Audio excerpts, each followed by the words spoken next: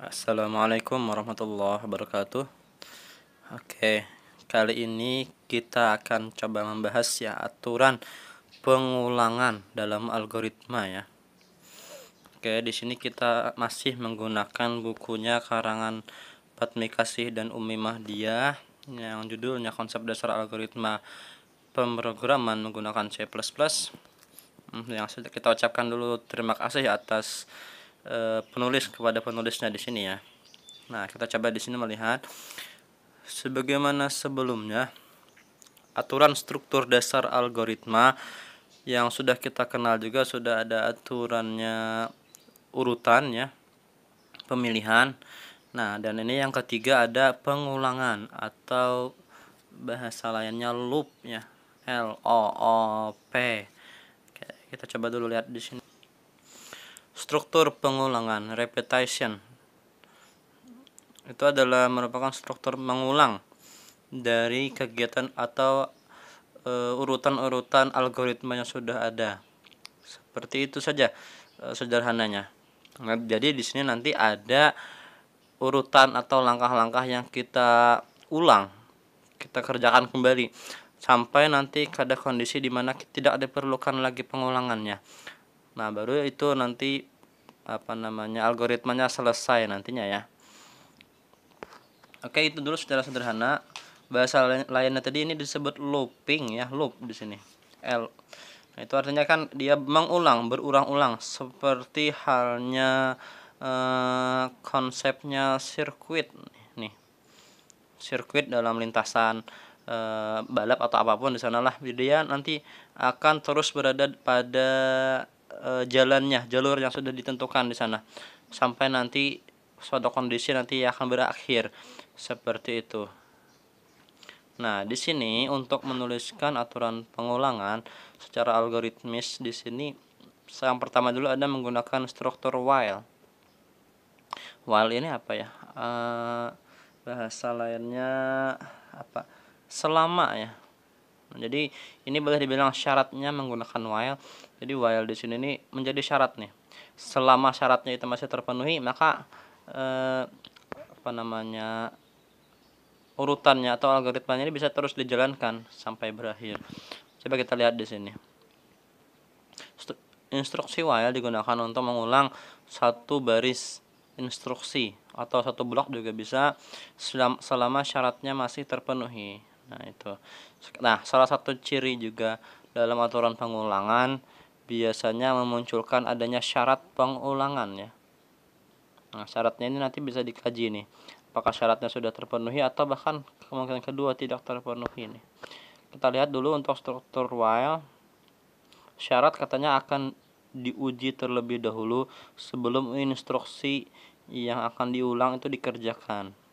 Dengan kata lain di sini, kalau kita menuliskan algoritmanya, itu syaratnya ditulis lebih dahulu, ditulis di depan nih dalam baris instruksinya. Nah, kita lihat di sini dalam flowchartnya. Oke. Nah, oke, sudah jelas ya. Nah, kita lihat di sini. Seperti halnya yang lain, memang kita mulai dulu dengan kata-kata start atau mulai. Nah, setelah mulai di sini kita menggunakan sebenarnya aturan pemilihan lah. Nah, yang dipilih di sini adalah syaratnya. Syaratnya ini seperti ini. Jika syaratnya itu terpenuhi, maka kita bisa lanjutkan ke instruksinya. Instruksi 1, instruksi 2, instruksi 3, dan seterusnya. Nah, setelah itu, namun jika tidak memenuhi ya, maka langsung kita ambil kata selesai atau end di sana. Itu. Jadi sekali lagi di sini untuk aturan while tadi pengulangannya dilakukan jika syarat-syaratnya terpenuhi terlebih dahulu. Oke, kita ambil misalkan nih. Contohnya misalkan lah syarat perlunya itu terpenuhi atau ya di sini.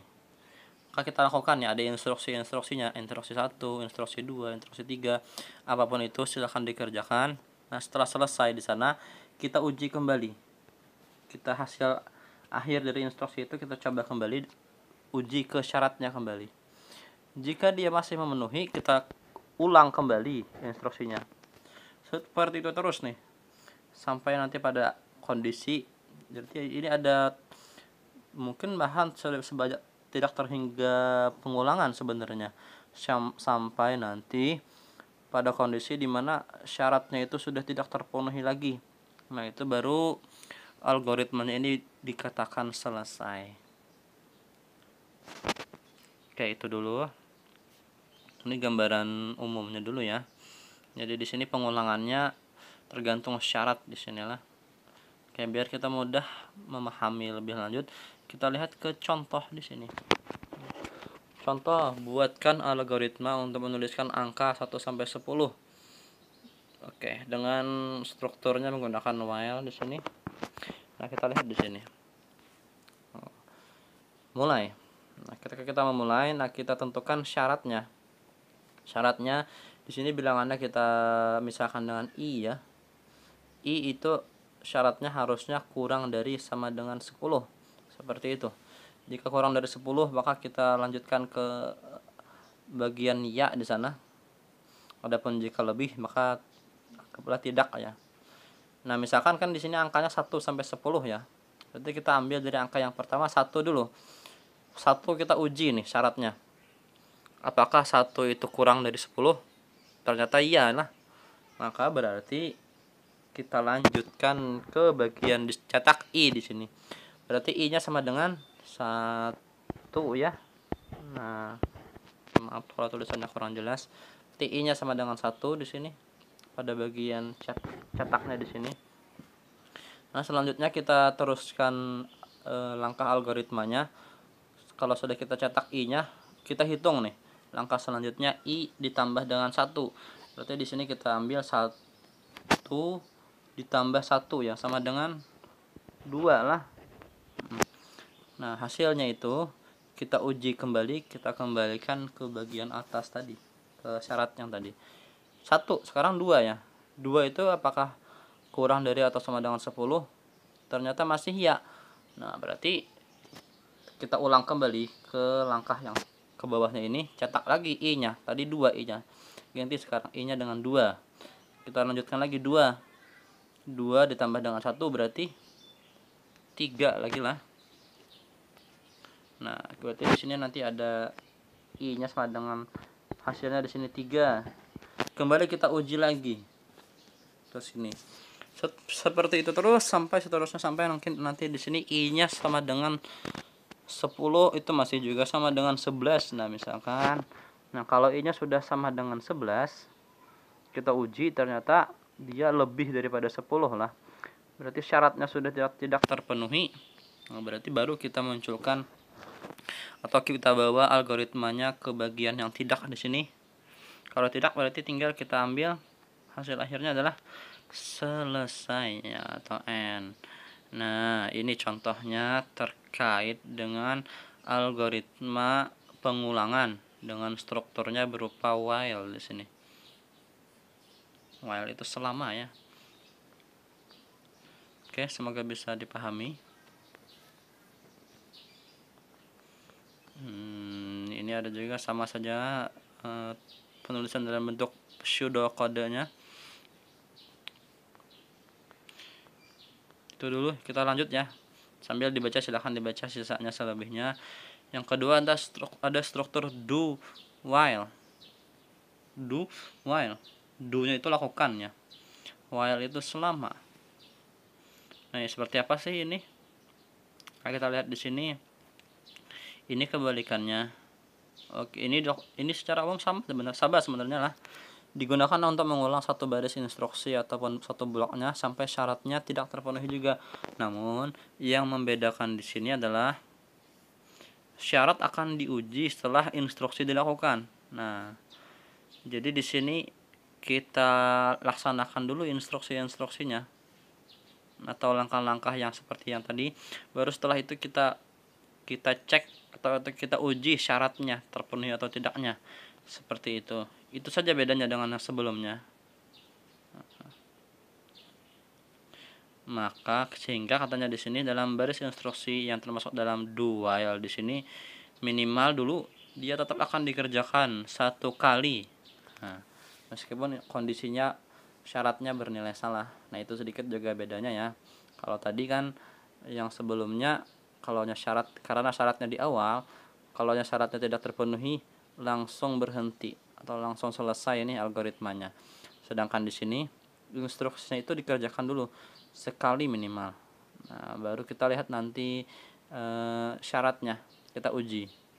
Nah, secara umum ini gambaran flowchartnya. Jadi setelah mulai itu langsung dilakukan instruksi, baru ke syarat. Nah, syaratnya ini nanti kita lihat nih. Jika tidak, berarti di sini selesai. Oke, maaf. Kita kembali dulu.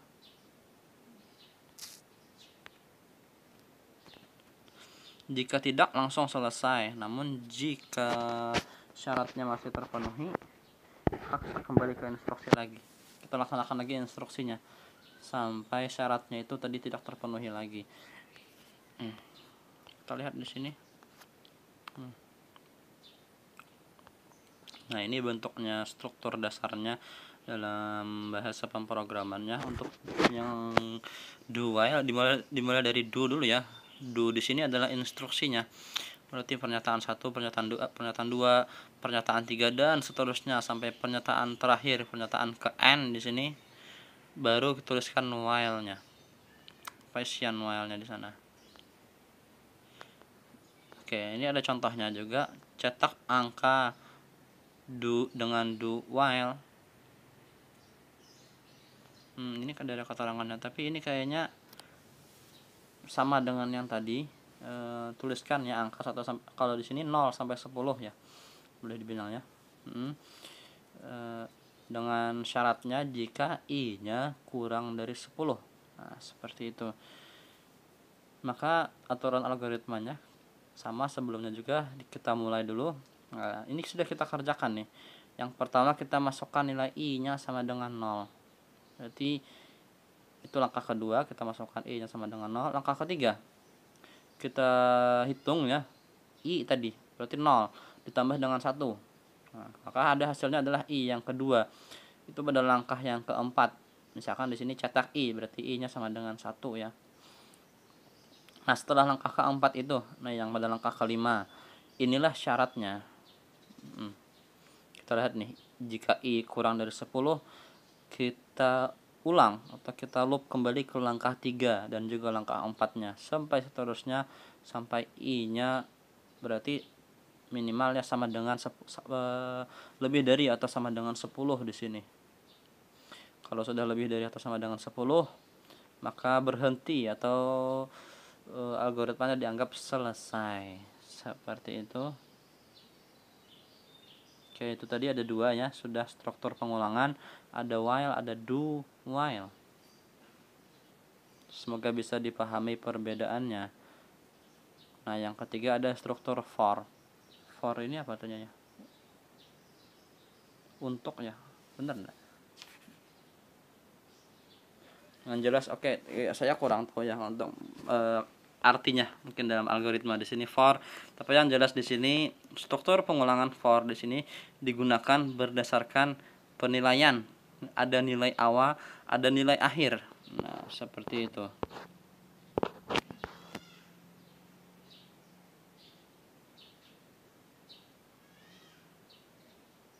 Menjadi struktur untuk for di sini akan dianggap selesai jika sudah mencapai nilai akhirnya. Seperti itu ya. Nah, ini makanya di sini dilihatlah ada terdiri dari beberapa, misalkan nih ungkapan 1, ungkapan 2, ungkapan 3 dan seterusnya. Apa jadi ada while lagi di sini ya? Kayak katanya ini mirip dengan struktur while, for dengan while di sini. Oke, kita coba dulu, kita lihat selanjutnya saja.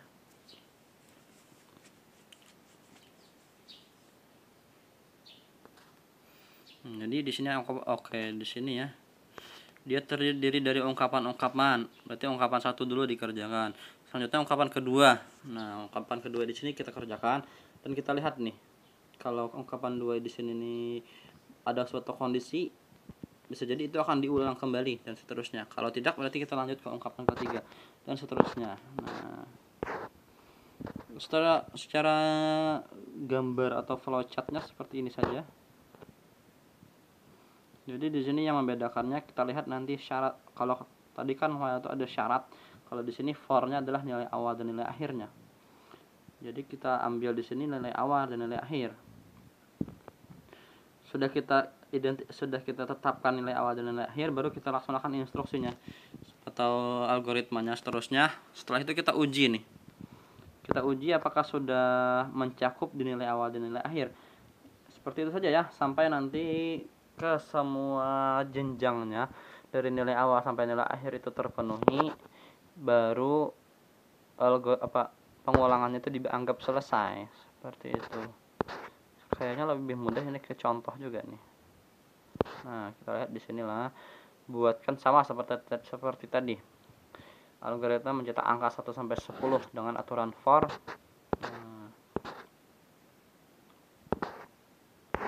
Nah, kalau kita lihat di sini kan kita anggap, nah ini flowchartnya. Kita ambil dari kata mulai dulu. Kita mulai. Nah, di sini for-nya. For-nya kita beri nilai awal berupa 1 misalnya, sampai nilai akhirnya adalah sama dengan 10. Sudah. Nah, selanjutnya cetak i. Biasanya i-nya sama dengan 1. Sudah. Kita Oke, di sini sebelumnya ya. Kalau dia di luar daripada ranknya ini, di luar daripada 1 sampai 10, maka kita akan langsung menuju ke bagian selesai di sini. Itu. Nah, kalau misalkan antara 1 sampai 10 baru kita laksanakan algoritmanya. Misalkan di sini i-nya sama dengan 1, berarti di sini mulainya dengan 1 ya, cetak i-nya. Selanjutnya kita uji i sama dengan 1, berarti itu masih dalam rank nilai awal dan akhirnya. Oke, berarti kita lanjutkan lagi ke bagian ya-nya.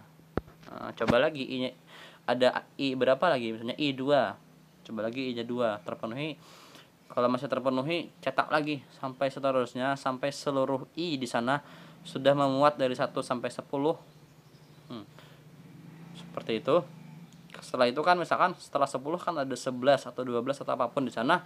Nah, kalau kita masukkan di sana selain 1 sampai 10, baru algoritmanya ini bernilai tidak ya, dan kita akhiri nantinya. Oke. Ini bentukannya.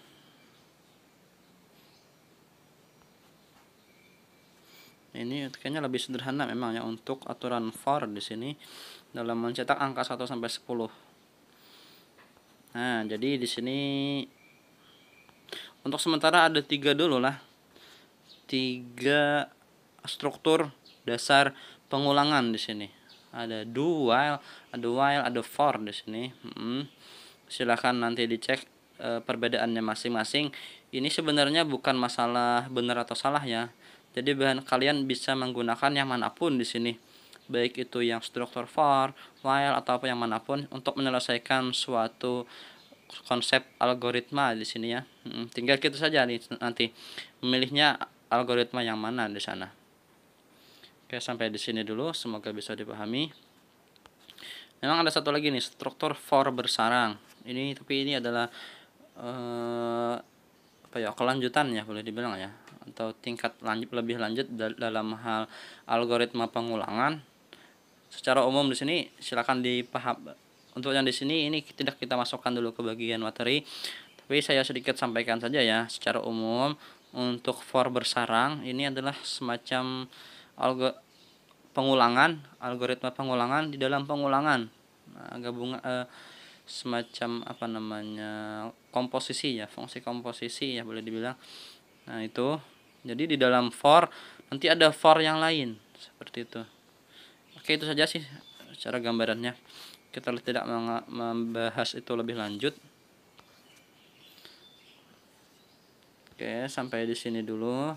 Nah, yang terakhir di sini kita coba ini satu latihan dulu.